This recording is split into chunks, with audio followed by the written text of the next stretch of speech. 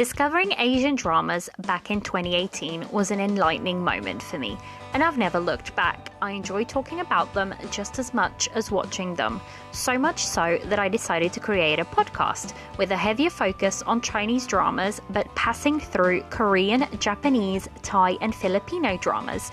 Welcome to the Tea and Soju Asian Drama Podcast, your corner for drama talking. For more tea and soju content, consider joining Patreon, where I release extra reviews and polls.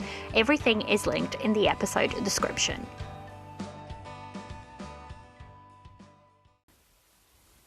Hello, and welcome back to another episode of the Tea and Soju Asian Drama Podcast. I'm your host, Liliana, and it's the end of the month, which means we are going to go through my currently watching list, as well as what I wrapped up in the month of June. Spoiler, there isn't that much that I wrapped up, actually, but there are quite a few dramas that came out in June, and I have been enjoying quite a few, so I'm really excited to get into this. Just before we do, if you enjoy the podcast, please do remember to like, subscribe and rate. That helps just the podcast reach other people out there. And if you really like the content, then there is Patreon, where I put out extra content like first impressions and movie reviews as well. So that's all on there, as well as the socials. So everything's linked in the description. You guys can, go and check those out if you wish. But that is it for today, and without further ado, let's get into the episode. So if you've been here before, my currently watching works in terms of categories. So a friend of mine, again, I just go through this, but a friend of mine did this a while ago and I really enjoyed doing it this way. So the categories that I put my dramas into, and this just means that, like, if I'm particularly busy and I don't really have a lot of time, I can go in and sort of like the ones that I'm really, really enjoying, then I know. And then, it's just kind of fun to do it this way. But the categories are absolutely loving, really enjoying, still not sure, and then there is also, sometimes there's like those ad hoc categories, like, I'll just throw in a really crazy but I'm still going along with it kind of category. So yeah, that is the categories, and without further ado, let's get right into the episode. So on my absolutely loving, there is one drama, and it's been a while. So the last one on there was Till the End of the Moon. I was in full-blown obsession with it. And since that ended, nothing's really gone into my absolutely loving category. That has changed. And that is the Chinese drama Hidden Love. It is a Youku production, and it stars Zhao Lushi and Chen Ziyuan. Now, guys, when I tell you the obsession with this drama is real, Like, I run home every day just to watch episodes because I'm so damn excited for it. And the story itself, it's not really that complicated, which makes me love it even more. It's a pretty sweet, pretty chill kind of drama, but there are so many deep moments in this drama that just make me love it even more. I'm just so here for it.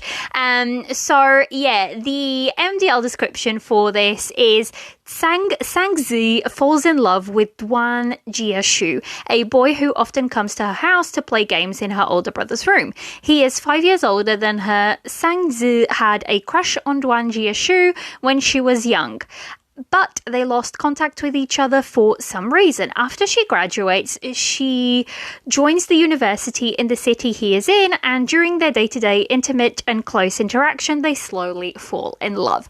So basically the story is that, a girl falls in love, and the thing is, when she's younger, I don't think she's in love. I think she has the hugest crush on her brother's, friend. And basically at that time, she's really young. She's 14 when they first meet, which means he's 19 at the time.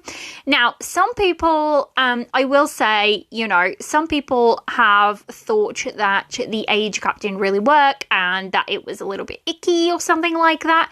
But when they are at those ages, when she's 14 and he's 19, nothing happens. I really strongly want to say nothing happens. He treats her as nothing more than a sister. Every interaction they have, it's like a brother taking care of his little sister. It's, so because I feel like if that had been handled any other way, this drama wouldn't have worked for me. So one that comes to mind really quickly when, people were chatting about this online, there was a lot of chatter about it actually. And one that very quickly came to mind to me was 2521, the Korean drama. That for me felt icky because he was an older male, she was a younger female in the story, not the actual actor and actress, but in the story. And he was actively having feelings for her when she was still in her school uniform and in high school. So that to me did feel that way. If this drama had handled it in that way, I would have not, really been enjoying it nowhere, as much as I am right now. I feel like it was handled, so well. He saw her as a little sister and nothing more. She had this huge crush on him, but again, who hasn't had a crush on somebody who's far, far older than them? I feel like this might happen to a lot of people. And I feel like this is why this drama to me is working so well. It's so freaking relatable. She obviously, they kind of drift apart for a couple of years and then they meet back in university. By this point, I think she's 19 and he's 24. So, I have said, in my tweets and whatnot about this drama, 5 years difference in your teens is really, really different from 5 years difference in your, adulthood or whatever. I met, oversharing a little bit here, but I met my partner of now, I think we've been together for 12 years now, but I met him when I was 18. He's 3 years older to me. So he was, 21 at the time. So, I said, that difference. So maybe when I see this on screen, it probably doesn't bother me as much because, I was in my teens, but not really teens, because by that time you're classed as an adult. I was working, I was living on my own. So, it makes a difference. It also makes a difference that, like I said, when she's younger, nothing happens. Not he doesn't even blink an eye. That's his little sister and he takes care of her like a little sister. So that's my 2 cents on this drama. I know there's been a lot of heated discussions online. Some people have gone and said they don't really like it because of this, and that's totally cool. It may not be for everybody, but I feel like I should put that disclaimer in. If you're curious about it, give it a shot. That's what I would say. Give it a couple of episodes and see how you feel about it. They are in that stage of, she's 14, he's 19, for about 6 episodes. By episode 7, she's moving to university. So she's older, he's older, and we've moved past that stage. So if you're curious about it, maybe give it, up to that stage where they move to university and kind of see what you feel about it. But I feel like for me, this drama handled the age gap really, really well. And it works. Like I said, I feel like an age gap in your teens is not the same as an age gap in your 20s and in your 30s. As you move on in life, that age gap means less and less, if that makes sense, because I think there's even a quote. I don't know if it's a tweet that I read from somebody or if it's an actual quote from the drama, but it's somebody who kind of said, look, the problems that fill in on the age gap, maybe in your very, very early 20s will be gone by the age you're 30, if that makes sense. So, I really, really enjoy, I'm absolutely loving this drama. I run to every single episode. And actually, I was chatting to some friends about it. We're all obsessed with it and all supporting each other. And I was saying, oh my God, we've been getting episodes every day. Some days we've only been getting one episode. Some days we've been getting 2 episodes.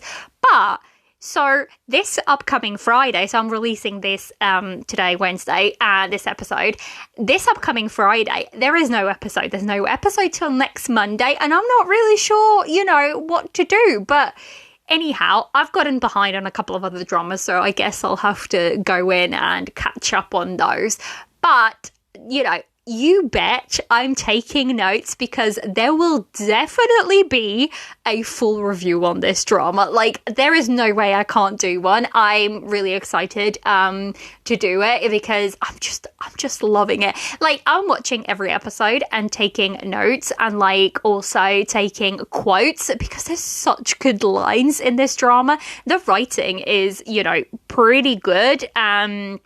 So I'm just really excited. Also, this was written by a female, which it kind of makes me, I don't know, but I feel like she can really get across those emotions of heartbreak, first love, heartbreak, and then meeting up and second chances. I feel like she's doing such a good job.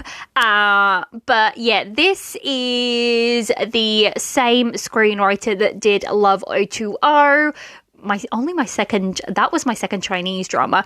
But anyways, I'm just loving it. I really, really do think it's such a good drama. And also, the original author who wrote the original source material for this, for Hidden Love, is the same author that did The Best of You in My Mind and the currently airing When I Fly Towards You. So really good youth dramas. So yeah, I'm just loving this drama so much. I feel like it's it's just like a happy place. There's not a lot of angst. It's just it's just people being people. It's just like this beautiful rendition of a first love story. The heartbreak that comes with it, the butterflies, all of these emotions, and it's so relatable. It just makes me giddy watching this drama. So yeah, that is the Chinese drama Hidden Love. By next month. So this drama finishes up, I think, 11th of July. So 3rd week of July, I will probably have that review out. So yeah, I'm just really, really, really loving this one. So that's it on my absolutely loving. Although, I'm so conflicted because there is one other drama which is on the cusp of going to my absolutely loving. But yeah, it just it's such a small step away. And so we're passing on to my really enjoying list. But this one, I swear to God, it's almost on my absolutely loving. And that is also the Chinese drama Destined. It is an iQIYI production and it stars Bai Jingting and Song Yi. And the reason why it hasn't just reached that absolutely loving isn't necessarily a drama problem. It is a me right now problem. And I watched, I think, 10 episodes of it and I loved it. I'm still really loving it because I'm still watching it and I'm still really, really loving it. But then I started seeing clips and it's angst after angst after angst after angst. And I'm I'm not sure I'm quite myself in the mindset to handle that angst right now. So it's not a drama problem because I'm loving it. I mean, the empowerment of women in this drama, the female character is written so damn well. Male lead also really done so well. But it's getting to that really, really angsty part. And I think it is a 40 episode drama. So I'm just wondering, is this going to be angst till the very end now? Because I'm not sure I can handle that. And if that's the case, I would rather wait to let it finish airing and then just quickly binge all the angst so I can get to the good stuff. But yeah, this one is 40 episodes. So yeah, I'm just I think the angst starts around about episode 11 and I'm Am I ready? I feel like this weekend I'm probably just gonna like start binging it again and just watch through it. So this one is definitely not a drama problem. It is a me currently and my like mental frame of mind right now. So yeah, I feel like I've done a first impressions for this. I'm pretty sure I have. So this was part of my June first impressions. So I did like all my description on there and everything. So if you are curious, go back and check that one out. I have done like a non-spoiler first impressions, so I won't mention it too much. But yeah, I'm just like, this one's just on the cusp of going into absolutely loving. And like, this happens to me. Does this happen to you guys? Like, because I'm a mood watcher, like if I'm not in the right mental frame for angst or for anything like that, I'm going to end up like not loving the drama as much, if that makes sense. And I feel like because I'm not quite in the right frame of mind for this one right now, I might, next week, I think I might be slightly better, so that's why I'm saying I want to go back and catch up. But like, if I feel slightly better and I'm like, oh, okay, like my mood, I can handle, the angst and whatever the drama may be. I can handle that now. Like, I will enjoy the drama more, if that makes sense. Does this happen to you guys, or is this like a me thing? I feel like it's an odd thing, but yeah, I feel like this just happens to like whoever is a mood watcher. I feel like this might just be, how we roll. So that's, it. Next up, I have a Korean drama, and it's been a hot minute since I've had more than one Korean drama, and I feel like I think I have four Korean dramas on the go right now, which is like, it's been a hot minute since I've had like quite that many Korean dramas on the go. So I'm excited about it. And that is the Korean drama See You in My 19th Life. And also, I did a first impressions on this last week in last week's episode. And for some reason, I kept thinking it was Meet Me in My 19th Life. And I'm like, I don't know where I got that from. I honestly don't know where I got that from. But it's definitely See You in My 19th Life. That's the drama I was talking about last week. But yeah, so this is a Korean drama. It is being aired on Netflix, and it stars Shin Hae-sun and Han Bo-hyun. Last week when I did my first impressions, I had only watched the first 2 episodes, and this week I have watched 2 more episodes, and I can say I am still really, really loving this drama. Like, it's not gone into absolutely loving, but I'm really loving it. Like, I feel like anything that Shin Hae-sun is in, I'm gonna enjoy, simply because I feel like she's such a great actress in general. She can carry a lot of things, and this drama has just such good scenes in it. And the thing that I really enjoy, it's the fact that like they're going down a certain trope per se, right? And then you get to the end of the trope and they switch gears and it's not where you thought it was gonna go, and that makes me so excited. That really, really does. There was, for example, this might be a very, very, very minor spoiler, but so there is a particular character that we think, oh, she's the second female lead. She's obviously going to be in love with the male lead.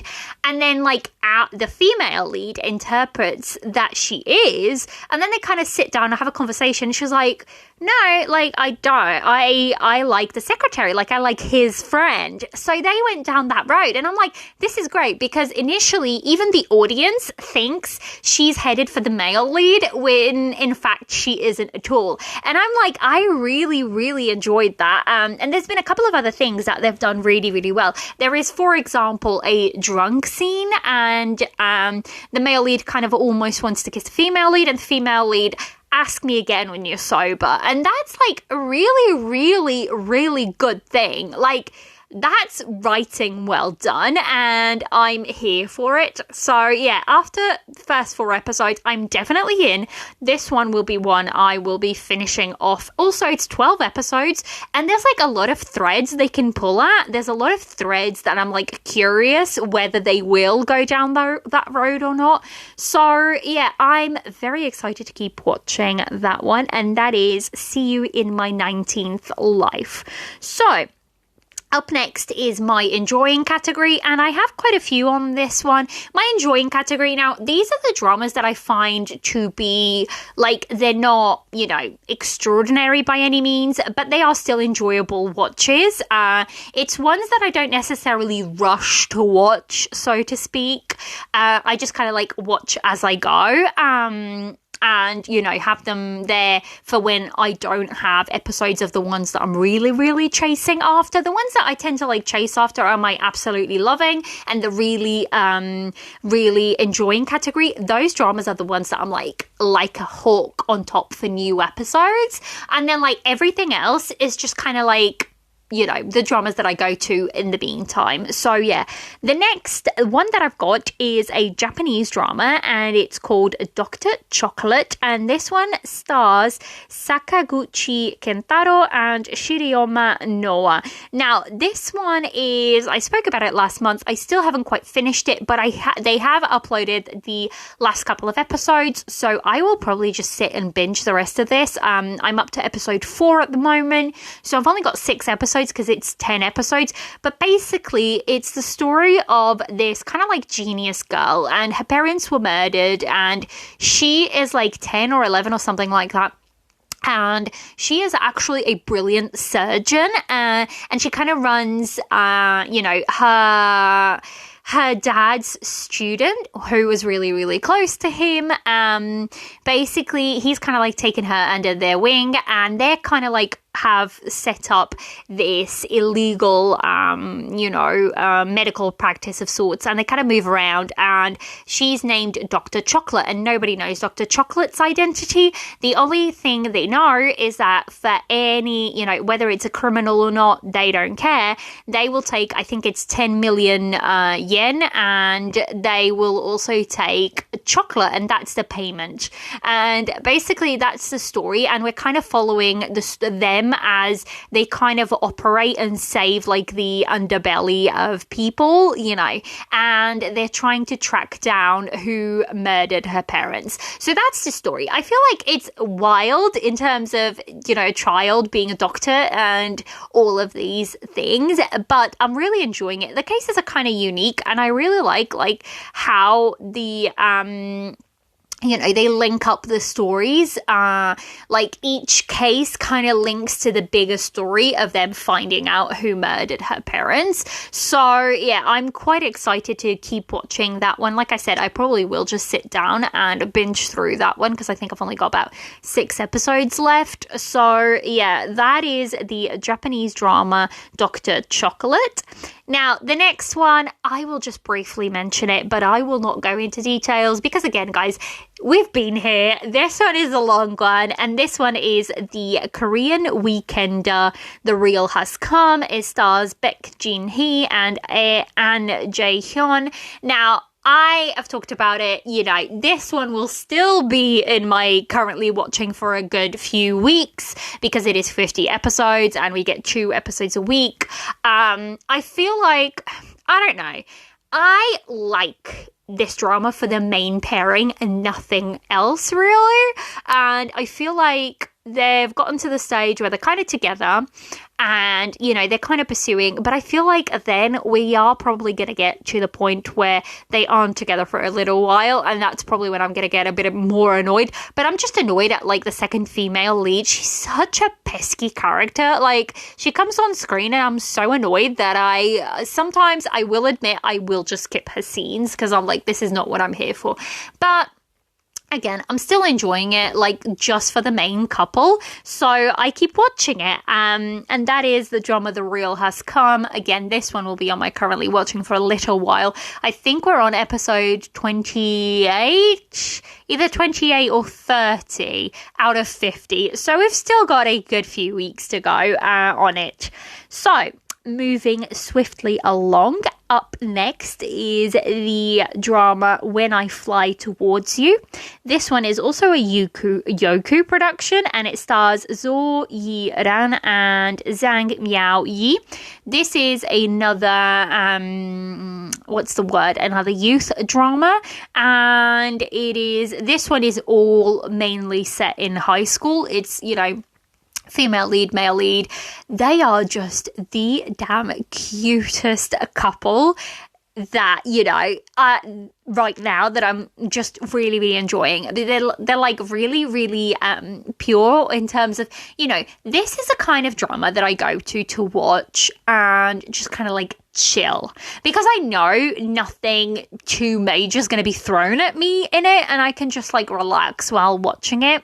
So basically the story is that they're kind of like classmates, and they kind of like have this huge crush on each other, but I don't think either are quite ready to admit or anything like that. So basically the story reads the MDL description reads, in the early autumn of 2012, Yukai Middle School welcomes a cheerful transfer student named Su Zazai. On the first day of school, Su Zazai encounters the aloof and cool Zhang Lurang and falls in love with him at first sight. Behind Su Lurang's seemingly outstanding academic performance and privileged family background, he is a contradictory person who appears to be quite confident on the outside, yet constantly doubts himself on the inside due to the presence of his genius younger brother, Zhang Li. Zhang Lurang is constantly compared to him by his mother. For over a decade, Zhang Lurang's life has been like living inside a thick shell. He is introverted and speaks little. He looks composed and polite, but keeps everyone at a distance. However, Zhang Lurang's life changes when he meets the bubbly and forward Su Zazai and joins hands with old and new friends Guan Guanfang and Su Zazai's best friend Jiang Jia. They help him understand the meaning of self and slowly begins to understand how to plan his life. So, yeah, basically it's kind of like there's a little bit more under the surface than just like the surface than, just a youth drama. But it's kind of like, I really love Chinese youth dramas. I feel like if I want a youth drama, I'm going to go to China, because I feel like their youth, it just kind of like gets this a period of transition between, high school and university. And you're really just like, you're discovering yourself. You're discovering who you're going to be as an adult and all of these things. And you're feeling things for the first time. All of these like very, very big feelings. So yeah, I'm really, really, enjoying this one for the time being, and I will definitely go back to keep watching it because I'm slightly behind on it right now, and I feel like it's either almost done or done airing. So yeah, I'm very, very excited about finishing this one up. Now, the next drama up is the drama called Fish Shoyu, which is like the weirdest name ever. And it is a Youku production, and it stars Gala Zhang and Tang Min. I've literally just realized almost all of my Chinese dramas are Youku productions. I don't know what Youku has in the water right now, but it seems to be working for them. So, whatever they do, they need to keep doing it because clearly it is working. So this one is actually like a shorter one. And I will say, like, the quality of this one isn't that great.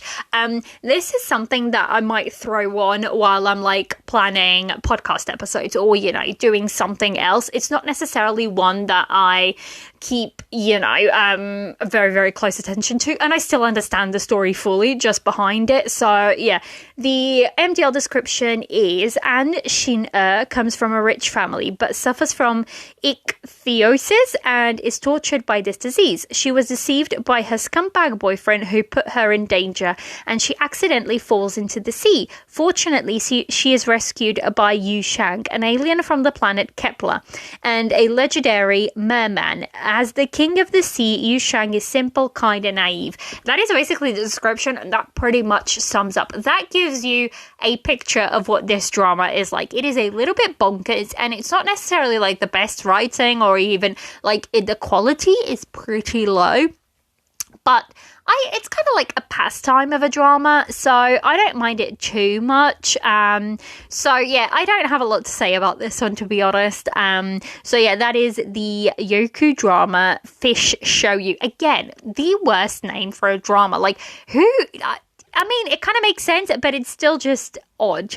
And the last one that I have on my enjoying category is another Korean drama, and it is the drama Heartbeat, and it stars Taekyeon and Woon Jin An. It also stars Yoon So Hee and Park Kang Hyun. And that is on Amazon Prime. Now, I have only watched the first episode of this one, but the comedy is like peak already, so I'm here for it. And I feel like Taekyeon has been getting better and better as an actor. I first watched him all the way back in like Bring It On Ghost, and I really enjoyed that one. So I feel like, yeah. So the MDL description for this one is Son Woo Hyul is a vampire who wants to become a human, but ended up becoming half human when he woke up a day before completing his 100 years of sleep. Meanwhile, Ju In Hae is a modern lady who shows no compassion about him and only wanted to survive. Will they find love and learn to care for each other now that fate brought them together? So, you know, it is a comedy. It is kind of fun. I'm a little bit worried that it's 16 episodes, I will say. I feel like a lot of these dramas work so much better as a 12 episode. But even saying that, like I said, I've only watched one episode, so I can't really comment too much. But I feel like the comedy is like all the promo for this one, when it started like promoting itself, it was really confusing because at first it was either looking really serious or really funny, and I was like, I'm not sure which way it's meant to, like it's trying to go. As of right now, it's just leaning into the comedy mostly, and it's kind of working for me. So yeah, I don't know where it's gonna go. I don't really know much of it, any of it right now, but like I said, I really am enjoying it, so we shall see. That is the Korean drama Heartbeat. And then the last one on my currently watching is one that I'm still not quite sure about, and I did a first impressions on it last week, and it's just one of those dramas that I still can't say too much because I've only watched the first 2 episodes, and I kind of want to watch 2 more to kind of like get a better grasp of it. But as of right now, I'm still unsure, and that is a Korean drama, King the Land. It is a Netflix production, and it stars Lee Jun-ho and Im Yoo-na. Now, I love Jun-ho. I think he's such a great actor, and you know, I'm already loving his character, but I'm just not sure I will enjoy, you know, Yuna's character that much. But again, I've only watched 2 episodes, so yeah, I need to kind of like wait it out a bit more. I want to watch episode 3 and 4 before I make up my mind of where, you know, I'm going with this one. That's pretty much it for my currently watching list. Like I said, I definitely want to go back and watch episode 3 and 4 of King the Land. I have heard that actually episode 3 and 4 get a lot better. I don't know. There's just something that it's not working for me right now, and I'm not really like sure what it is. Like I said, I did a first impressions, and my thoughts still stand as, you know, my first impressions from last week, because when I recorded that, I had watched episode 1 and 2, and I still have only watched episode 1 and 2. I need to go in and watch 3 and 4 and kind of see, you know, where I stand on that. But that's pretty much it. So I'm just going to go run through my completed dramas for June. And the first one is a Korean short drama, and it's My 20th 20. It stars Jang Soo-bin and also Choi Yoo-joo. For this one, I gave it a 3 teacups out of 5. So basically the story it's kind of like fantasy, and basically this girl gets approached by a lady to buy gum, and she's like refuses. Basically, the lady curses her to forever be 20, which means that when a new year begins, everybody forgets her because, you know, she's no longer, she's still 20 and everybody kind of ages a year. So yeah, it's like the story of her trying to like break that curse, and I don't know, it could have been better because it's a pretty short story, and I feel like there was a little bit of lack of chemistry between the main pairing. So yeah, I still gave it, I gave it a 3 teacups. So yeah, it's still, you know, it's okay. It was okay for like a short watch, but nothing really to rave home about, I don't think. So yeah, the next one that I finished up is The Third Finger Offered to a King. That is a Japanese drama. And oh my God, this one is just kind of like adorable to kind of watch. It got dragged a little bit in some places, but basically the MDL description reads, Ayaka, who works at the bridal department at a hotel, has beauty that everyone recognizes, yet her personality is the worst. Everyone calls her a wicked woman, after the way she wraps numerous men around her finger. The one who sets his eyes on her is the hotel's new executive, Chogo, who is the son of a very powerful person of the town.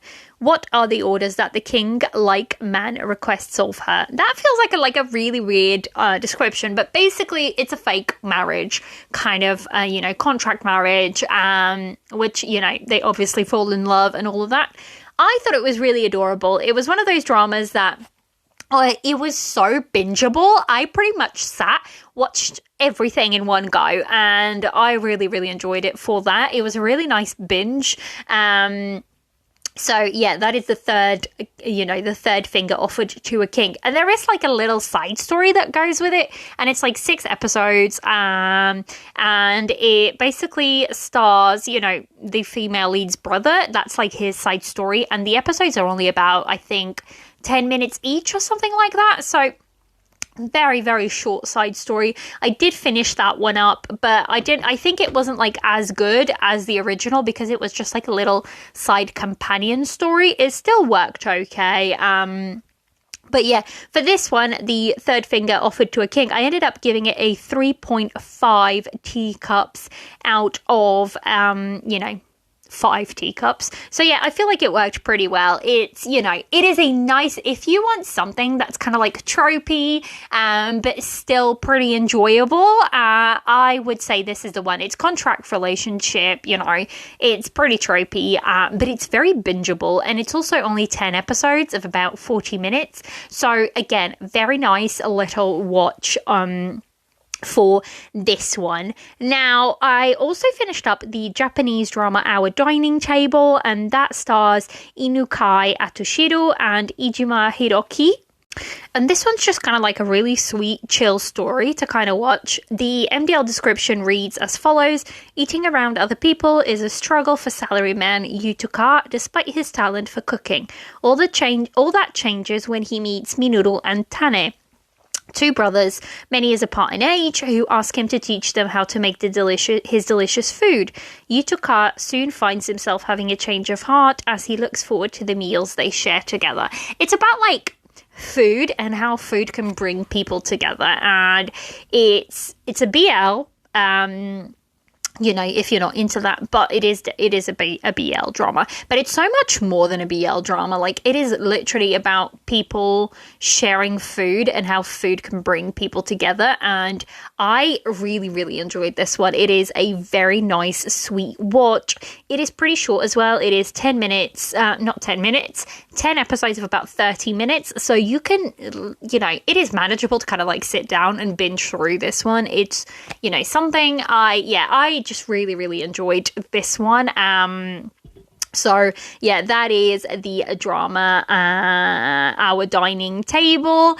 I can't tell you guys where I watched it because, you know, it was watched elsewhere. Japanese dramas are kind of hard, but I think this one might be on Viki. I'm not sure. Is it on Viki? No, it isn't. So, you know, it is what it is. You know, it's 2 guys and a little kid having really delicious food, and, you know, learning to be more confident in themselves, and it's their little story, and it's really, really adorable. So yeah, that is the Drama Hour Dining Table.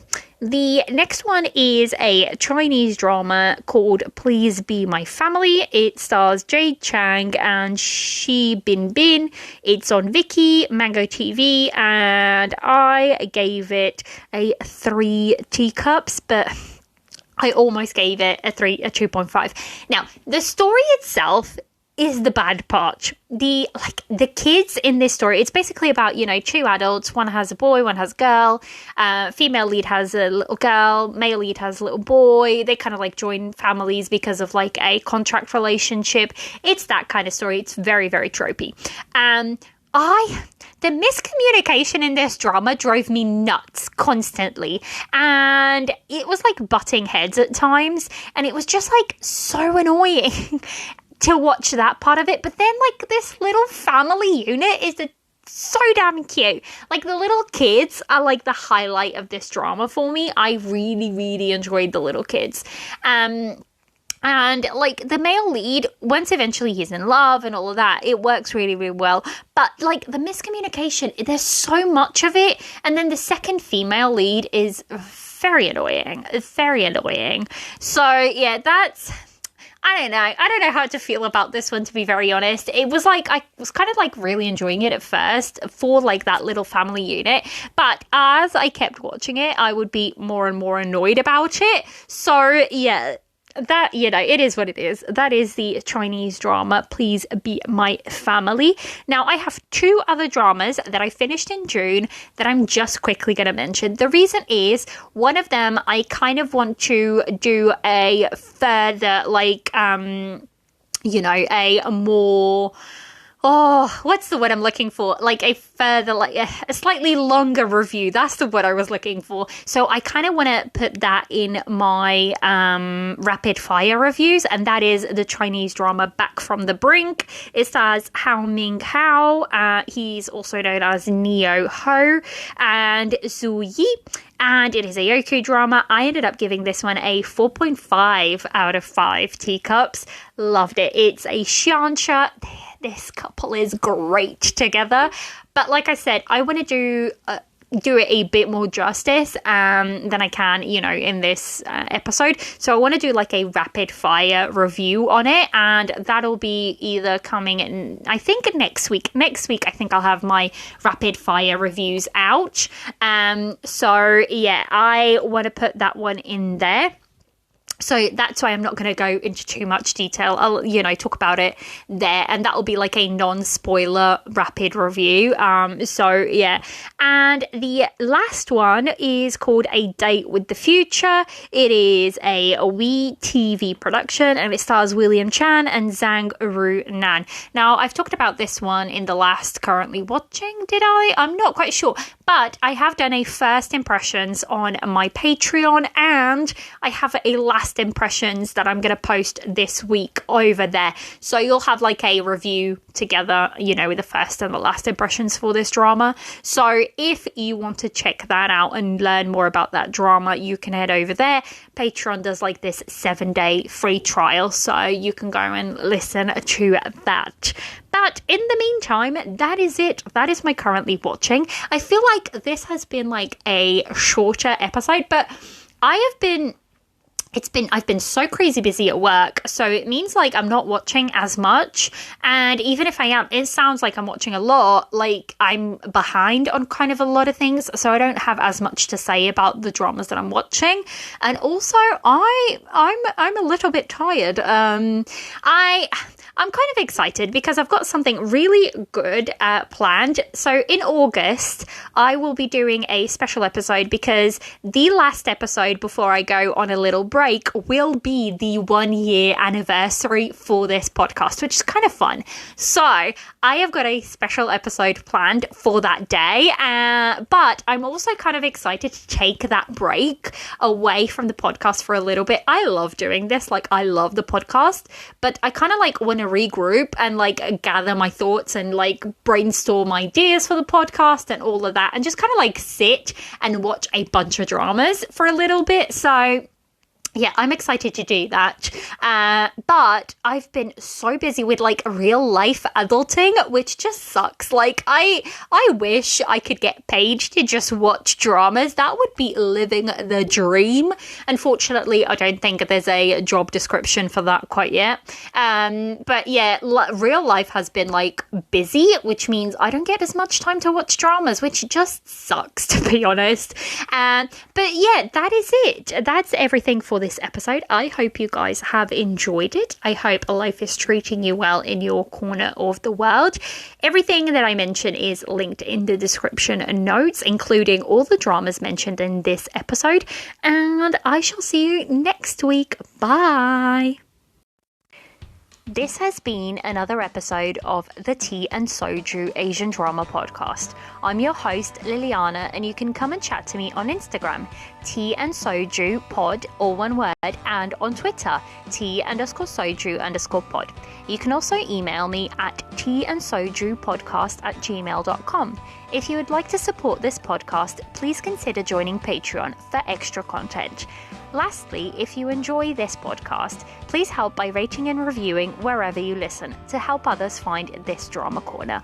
I'll leave everything linked in the description notes. See you next time for more Asian drama chatter.